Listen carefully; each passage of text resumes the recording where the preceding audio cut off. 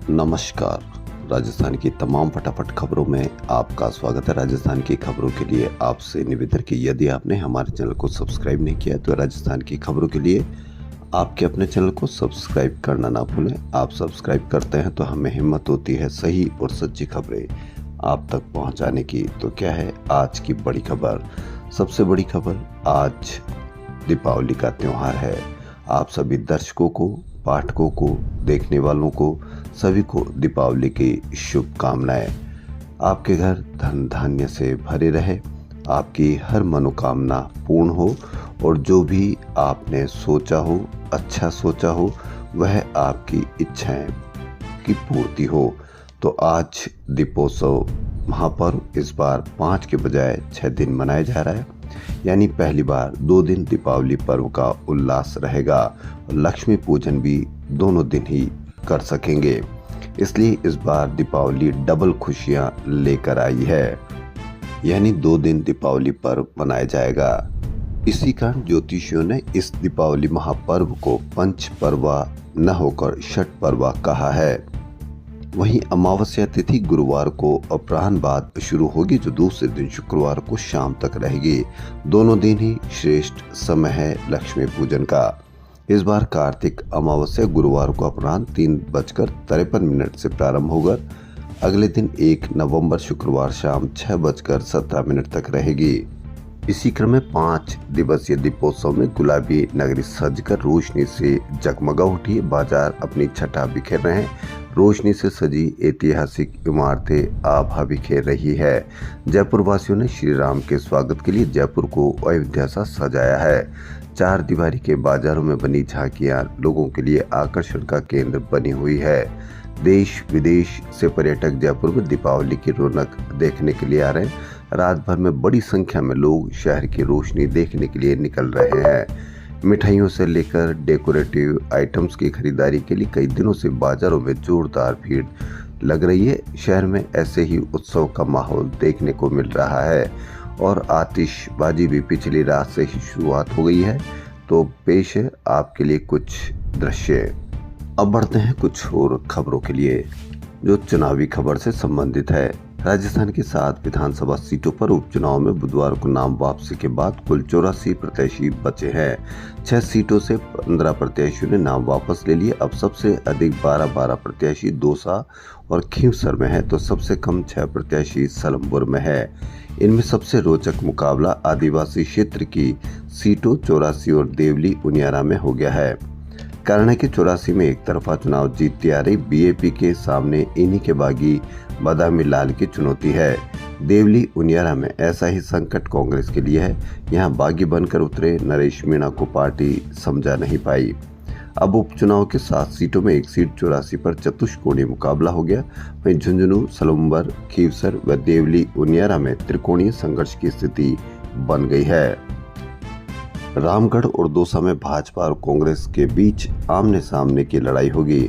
झुंझुनू में राजेंद्र गुडा भी निर्दलीय मैदान में। यहाँ रोचक यह है कि गुडा की पत्नी निशा कंवर भी निर्दलीय मैदान में है। यहाँ पूर्व आईएएस अशफाक हुसैन ने भी नाम वापस नहीं लिया। अब देखना यह है कि 7 सीटों में कितनी सीटों पर कांग्रेस या बीजेपी विजयी पताका फहराती है। राजस्थान सरकार ने छोटी दिवाली पर कर्मचारियों को बड़ा तोहफा दिया और 2 अच्छी खबरें दी है। सरकार ने 1 नवंबर को अवकाश घोषित किया, साथ ही एचआरए भी बढ़ा दिया गया है। इस बार तिथियों के एक साथ या एक तिथि के 2 दिन तक आने के कारण दिवाली और गोवर्धन पूजा के बीच 1 दिन का अंतर आ गया। ऐसे में 31 अक्टूबर की दिवाली और 2 नवंबर को गोवर्धन पूजा होगी। सरकारी कैलेंडर में 31 अक्टूबर और 2 नवंबर को अवकाश घोषित है। कर्मचारी संगठन भी मांग कर रहे थे कि 1 नवंबर का अवकाश घोषित किया जाए। राज्य सरकार ने दिवाली को देखते हुए ये घोषणा कर दी है। अब सरकारी कर्मचारी अधिकारियों को 31 से 2 नवंबर तक अवकाश के साथ 3 नवंबर को रविवार का अवकाश भी मिलेगा। साथ ही दूसरी अच्छी खबर, कर्मचारियों के लिए 3% महंगाई भत्ता बढ़ाने के साथ ही सरकार ने कर्मचारियों का एचआरए भी बढ़ा दिया है। यह 1 नवंबर से लागू होगा। एचआरए अलग अलग कैटेगरी की सिटी के हिसाब से 20 और 10% बढ़ाया गया है। वाई श्रेणी के शहरों का एचआरए 18 से 20% किया गया है। जेड श्रेणी के शहरों के लिए एचआरए 9 से 10% किया गया है। वाय श्रेणी में जयपुर, अजमेर, बीकानेर, कोटा और जोधपुर शामिल है। ग्रेटर निगम की अग्निशमन शाखा की सभी टीमों को दीपोत्सव पर अलर्ट मोड पर रहने के निर्देश दिए हैं। साथ ही आतिशबाजी के दौरान सावधानी बरतने के लिए दिशा निर्देश भी जारी किए गए हैं। आयुक्त ने बताया कि रोशनी के पर्व दीपोत्सव पर कोई अनहोनी घटना न हो, इसके लिए अग्निशमन शाखा की टीम को अलर्ट रहने के निर्देश दिए गए हैं। इसके लिए हेल्पलाइन नंबर भी जारी किए गए हैं। जयपुर जंक्शन पर मंगलवार दोपहर आरपीएफ की सजगता से चांदी और नकदी पकड़ी गई। आईपीएफ प्रदीप कुमार ने बताया कि आईजी ज्योति कुमार सतीजा के निर्देश पर जयपुर सहित चारों मंडलों में त्योहारों को देखते हुए अतिरिक्त स्टाफ तैनात किया गया है। आरपीएफ ने स्टेशन पर 10 किलो चांदी और 17 लाख नकदी पकड़ी। जमकर बरसने के बाद मानसून तय समय पर विदा हुआ, लेकिन इसके बाद कोई नया मजबूत वेदर सिस्टम नहीं बनने से सर्दी के आगमन में देरी हो रही। मानसून के बाद लगातार ड्राई कंडीशन रहने और विंड पैटर्न में बदलाव नहीं होने से दिन रात का पारा पूरे महीने ही सामान्य से 2 से 4 डिग्री ज्यादा रहा। मौसम शुष्क, आसमान साफ और दिन में तेज धूप अक्टूबर में मार्च अप्रैल से गर्मी का एहसास करवाया जा रहा है। बीते सालों में अक्टूबर के न्यूनतम तापमान की बात करें तो 10 साल में ऐसा पहली बार हुआ है जब न्यूनतम तापमान 20 डिग्री से नीचे ही नहीं गया। जयपुर में ही दैनिक भास्कर की एक बड़ी खबर, शहर के पोश इलाके में एक लिकर मार्ट यानी शराब के शोरूम में आबकारी विभाग ने छापा मारकर भारी मात्रा में दूसरे राज्यों की शराब पकड़ी है। आबकारी विभाग की टीम बुधवार शाम 7:30 बजे दुर्गापुरा स्थित मार्ट पर छापा मारा, लेकिन विभाग के अधिकारी कार्रवाई पर पर्दा डालते रहे और पुष्टि नहीं की। जानकारी मिली कि छापे के दौरान इस शराब शोरूम में महंगी शराब मिली जो अन्य राज्यों से लाकर बेची जा रही थी। इसके अलावा ऐसी कंपनियों के ब्रांड जो अब राजस्थान में नहीं बिक रहे, उनकी भी बोतलें मिली। कार्रवाई के बाद अधिकारियों ने शराब बिक्री के इस बड़े घपले को रूटीन कार्रवाई बताकर पल्ला झाड़ लिया। दैनिक भास्कर की खबर, लेकिन पल्ला क्यों झाड़ा होगा, इस पर आप अवश्य कमेंट करें। क्या आप समझ सकते हैं कि पल्ला क्यों झाड़ा होगा? लेकर मार्ट पर बिक रही थी दूसरे राज्यों की शराब, छापा, लेकिन मामला दबा रहा विभाग। शिक्षा विभाग इन दिनों अपने ही आदेशों पर यू टर्न लेने के मामले में अव्वल चल रहा है। शिक्षा मंत्री मदन दिलावर की घोषणाएं अधूरी रह जाती है। शिक्षा सचिव कृष्ण कुणाल और माध्यमिक शिक्षा निदेशक आशीष मोदी की ओर से जारी आदेशों को वापस लेना पड़ जाता है। पिछले 8 महीने में ही शिक्षा विभाग की 8 घोषणा या आदेश दम तोड़ चुके हैं, यानी यू टर्न विभाग कहला रहा है। 8 माह में 8 आदेश निकाले, सभी को वापस लेना पड़ा। रेलवे अब वंदे भारत के साथ अमृत भारत ट्रेन पर फोकस किए हुए रेलवे बोर्ड के वरिष्ठ अधिकारी ने नाम प्रकाशित नहीं करने की शर्त पर बताया कि रेलवे ने इसे फर्स्ट फेज में 26 रूट पर चलने की योजना बनाई है। इसमें राजस्थान के अजमेर और जोधपुर को भी शामिल किया गया। दैनिक भास्कर की ये बड़ी खबर। लेकिन आए दिन या दीपावली के त्योहारों के दिन खबरें वायरल हुई रेलवे की, जिसमें बाथरूम में, शौचालय में भी कई यात्री सफर कर रहे थे। तो चाहिए ये कि शौचालय में सफर करना एक थोड़ा मुश्किल ही नहीं, बहुत ज़्यादा मुश्किल है, तो उनको पहले सुधारे बजाय इन ट्रेनों के, क्योंकि आम आदमी सिर्फ अपने गंतव्य स्थान तक पहुंचने की कोशिश करता है, इसलिए उन स्थानों पर कैसे आसानी से पहुंचे इसका इंतजाम करना चाहिए, बजाय ऐसे घोषणा करने की बजाय। जयपुर के एसएमएस स्टेडियम में खेले गए रणजी ट्रॉफी के मैच में एक बार फिर राजस्थान टीम अपना कोई खास प्रदर्शन नहीं कर पाई। पिछले रणजी के मैचों पर नजर डालें तो इसमें राजस्थान और गुजरात टीम आमने सामने रही। खास तौर पर ऐसे मैचों में राजस्थान का टीम स्कोर करने के बाद भी जीत नहीं पाई। कांग्रेस प्रदेश अध्यक्ष गोविंद सिंह डोटासरा ने शिक्षा मंत्री मदन दिलावर पर पलटवार किया। डोटासरा ने कहा कि निकृष्ट शिक्षा मंत्री अपने पाप को छिपाने के लिए सफेद झूठ बोलकर मर्यादा की सारी सीमाएं लांघ रहे हैं। आए दिन बेतुके बयान, तथ्यहीन एवं निराधार आरोप लगाकर वे प्रदेश को शर्मसार कर रहे हैं।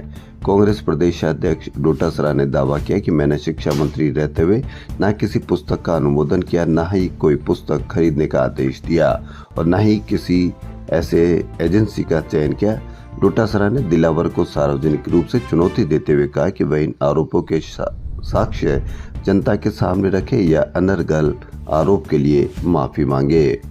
राजस्थान के मुख्यमंत्री भजनलाल शर्मा ने बुधवार को प्रधानमंत्री नरेंद्र मोदी से मुलाकात की। प्रधानमंत्री आवास पर हुई इस मुलाकात के दौरान मुख्यमंत्री ने दीपावली के उपलक्ष्य में समस्त प्रदेशवासियों की ओर से पीएम को शुभकामनाएं दी और देशवासियों की खुशहाली की कामना की। रावतभाटा कोटा विधायक डॉक्टर सुरेश धाकड़ बुधवार को नगर पालिका कार्यालय में दीपावली मिलन एवं जन सुनवाई में अपनी व्यथा जताई।